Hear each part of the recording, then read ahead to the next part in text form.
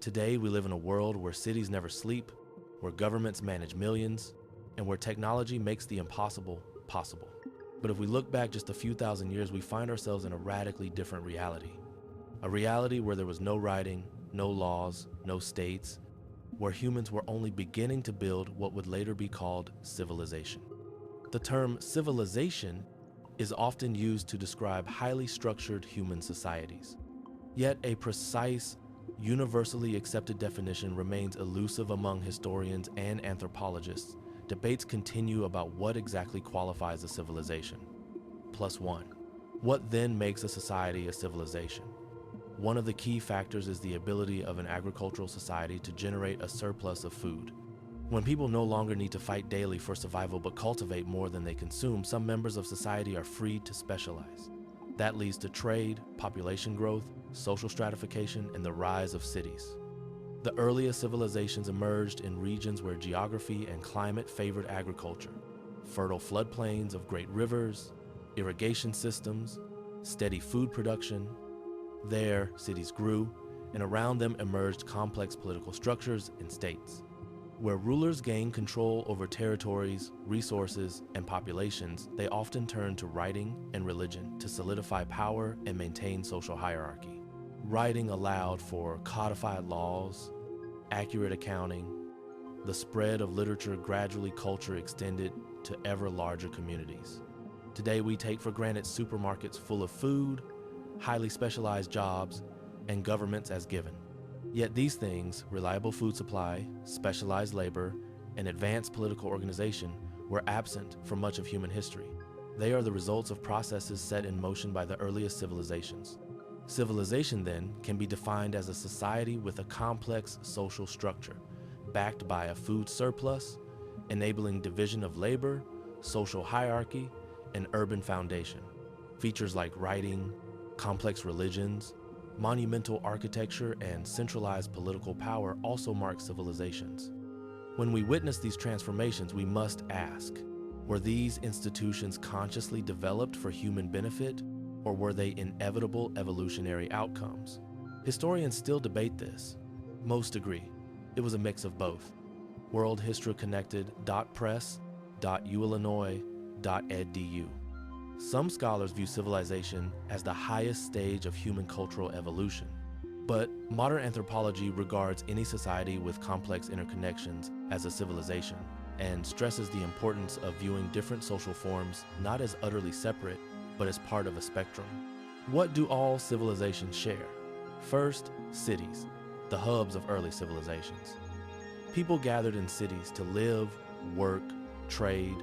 Second, institutions state, religion, writing, language, creating unity and shared identity. Tradesmen, merchants, scribes, priests, each occupied a specialist role in this new social structure. A state emerges when power, religion, and society concentrate around a center. This, of course, enabled resource mobilization, large-scale projects, and widespread authority. Political and religious leadership often merged. Rulers claimed divine mandate, strengthening their grip on communities. Writing was among the most transformative tools. In many early civilizations, writing began as a means of accounting, law, and record-keeping. Over time, it matured into literature and culture. Study.com. Monumental architecture offers another hallmark. Massive pyramids, ziggurats, temple complexes, defensive walls, and canal systems, all built once societies had enough organization and surplus to construct not merely homes, but monumental structures for power, religion, or communal needs. Yet, it was not geography and surplus alone that created civilizations. The rise of civilization was a long process. Millennia passed from the first farms to the first cities and states. A food surplus was necessary, but not sufficient. Education.nationalgeographic.org. We live today at the peak of this long trajectory, but what happened then? When humans first left cave and brush hut, when they shifted from roaming to settling, from foraging to farming, first came agricultural communities, then came cities, then came civilizations, and each successive civilization often borrowed or built on the practices of its predecessors. Let's review the key stages. Agricultural revolution and food surpluses. division of labor and specialization, urbanization cities as centers of production and power part, writing and record keeping, state, religion, and social stratification, monumental architecture and infrastructure. When you stroll through a modern supermarket, walk a city street, or glance at your government building, you're witnessing the legacy of thousands of years of human organization.